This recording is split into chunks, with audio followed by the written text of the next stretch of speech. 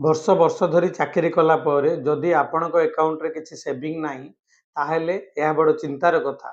ମାସ ଶେଷ ହେବା ପରେ ଯେତେବେଳେ ଆପଣଙ୍କ ଆକାଉଣ୍ଟରେ ଟଙ୍କା ନଥିବ ସେତେବେଳେ ଆପଣ ଭାବୁଥିବେ ଯେ ନେକ୍ସଟ ମାସଠୁ ମୁଁ ନିଶ୍ଚୟ ସେଭିଂ କରିବା ଆରମ୍ଭ କରିବି। ବଟ୍ ଏହା କରିବା ବହୁତ କଷ୍ଟକର। ଏମିତି ଆପଣ କେବେ ବି ସେଭିଂ ଆରମ୍ଭ କରିପାରିବେ ନାହିଁ। ଆଜି ମୁଁ ଆପଣଙ୍କୁ ଏମିତି ଗୋଟିଏ ଫର୍ମୁଲା କହିବି ଯାହାକୁ ଫଲୋ କରି ଆପଣ ସେଭିଂ କରିବା ଷ୍ଟାର୍ଟ କରିପାରିବେ। ନମସ୍କାର, ମୁଁ ମନୋଜ ଆପଣଙ୍କୁ ସ୍ୱାଗତ କରୁଛି ଲଭଲି ବୟ ମୁରତର ଆଉ ଗୋଟିଏ ଭିଡ଼ିଓକୁ। ଏହି ଭିଡ଼ିଓକୁ ଫଲୋ କରି ଆପଣ ଆପଣଙ୍କର ସେଭିଂ ହ୍ୟାବିଟକୁ ଇମ୍ପ୍ରୁଭମେଣ୍ଟ କରିପାରିବେ। ଏମିତି ମନି ସେଭିଂ ଭିଡ଼ିଓ ଦେଖିବା ପାଇଁ ଆପଣ ମୋ ଚ୍ୟାନେଲକୁ ସବସ୍କ୍ରାଇବ କରନ୍ତୁ ଓ ଭିଡ଼ିଓକୁ ଗୋଟିଏ ଲାଇକ୍ କରନ୍ତୁ ଓ ଭିଡ଼ିଓଟିକୁ ଅଧିକରୁ ଅଧିକ ମାତ୍ରାରେ ସେୟାର କରନ୍ତୁ। ଚାଲନ୍ତୁ ଡେରି ନ କରି ଭିଡ଼ିଓଟି ଷ୍ଟାର୍ଟ କରିବା। ସେଭିଂ କରିବା ପାଇଁ ଆପଣ ଆପଣଙ୍କର ମାଇଣ୍ଡସେଟ୍କୁ ଚେଞ୍ଜ କରିବାକୁ ପଡ଼ିବ। ଆପଣ ଯଦି ଭାବୁଛନ୍ତି ଘରର ସବୁ ଖର୍ଚ୍ଚ ସରିଲା ପରେ ଯାହା ବଳକା ହେବ ସେଥିରେ ମୁଁ ସେଭିଂ କରିବି, ଏହା ସମ୍ପୂର୍ଣ୍ଣ ଭୁଲ ଅଟେ। ପ୍ରାକ୍ଟିକାଲି ଏହା କେବେ ବି ସମ୍ଭବ ନୁହେଁ, କାରଣ କାହାର ଖର୍ଚ୍ଚ କେବେ ବି ପୂରଣ ହୁଏ ନାହିଁ। ବଟ୍ ଆପଣ ଏହା କରିପାରିବେ। ସେଭିଂ କରିବାର ଗୋଟିଏ ଫର୍ମୁଲା ଅଛି। ଏକ୍ସପର୍ଟ ମାନେ କୁହନ୍ତି ଯେ ସେଭିଂ କରିବା ପାଇଁ 50-30-20 ରୁଲ୍ ସବୁଠୁ ବେଷ୍ଟ। ଆଜି ଆମେ ଜାଣିବା 50-30-20 ରୁଲ୍ କ'ଣ ଓ ଏହି ଫର୍ମୁଲା ମାଧ୍ୟମରେ ଆମେ କେମିତି କର୍ପସ୍ କ୍ରିଏଟ୍ କରିପାରିବା ସେ ବିଷୟରେ ଜାଣିବା। ଏହି ଫର୍ମୁଲା ଅନୁସାରେ ଆପଣ ଆପଣଙ୍କ ସାଲାରୀର 50% ଆପଣଙ୍କର ନିହାତି ଆବଶ୍ୟକୀୟ ଜିନିଷରେ ଖର୍ଚ୍ଚ କରିବେ। ଏଥିରେ ଆପଣଙ୍କର ଘରର ବିଲ୍ ଯେମିତିକି electricity bill, water bill, ration, ନିହାତି ଆବଶ୍ୟକ ଜିନିଷରେ ଯେଉଁ ସବୁ ଜିନିଷ ଆସୁଛି ସେଥିରେ ଖର୍ଚ୍ଚ କରିପାରିବେ।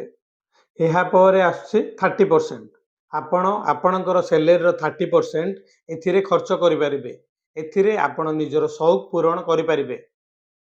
ଯଦି ଆପଣ ଗୋଟିଏ ନୂଆ ମୋବାଇଲ କିଣିବାର ଅଛି ବା କୌଣସି ରେଷ୍ଟୁରାଣ୍ଟରେ ଖାଇବାର ଅଛି ବା କୌଣସି ଆରାମଦାୟକ ଜିନିଷ କିଣିବାର ଅଛି, ଏହା ଆପଣ ଏହି 30% ଭିତରେ କରିପାରିବେ।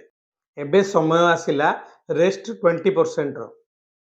ଏହାର ଅର୍ଥ ଯେ ଆପଣ ଆପଣଙ୍କ ସାଲାରୀର 20% ଅଲଗା କରି ବାହାର କରିଦେବେ ସେଭିଂ କରିବା ପାଇଁ। ବଟ୍ ଆପଣଙ୍କୁ ଗୋଟିଏ କଥା ଧ୍ୟାନ ଦେବାକୁ ପଡ଼ିବ ଯେ ଆପଣଙ୍କର ସାଲାରୀ ଆସୁ ଆସୁ ଏହି 20% ବାହାର କରିଦେବାକୁ ପଡ଼ିବ ସେଭିଂ କରିବା ପାଇଁ। ଏହି 20%କୁ ଆପଣ ବିଭିନ୍ନ କ୍ଷେତ୍ରରେ ଇନଭେଷ୍ଟମେଣ୍ଟ କରିପାରିବେ।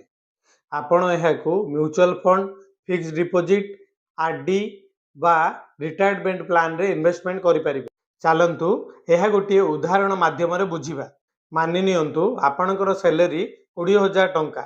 ଏହି 20,000 ଟଙ୍କାରୁ ଆପଣଙ୍କର ସାଲାରୀ ଆସିବା ମାତ୍ରେ 20% ଅର୍ଥାତ୍ 4,000 ଟଙ୍କା ଆପଣ ବାହାର କରିଦେବେ ସେଭିଂ ଓ ଇନଭେଷ୍ଟମେଣ୍ଟ କରିବା ପାଇଁ।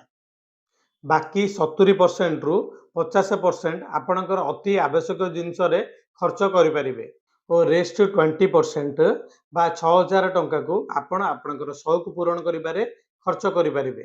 ଏଥିରେ ଆପଣ ନୂଆ କପଡ଼ା କିଣିପାରିବେ, ନୂଆ ମୋବାଇଲ କିଣିପାରିବେ, ନୂଆ ଗାଡ଼ି କିଣିପାରିବେ, ଆପଣଙ୍କର ଯେକୌଣସି ସଉକ ଅଛି ପୂରଣ କରିପାରିବେ।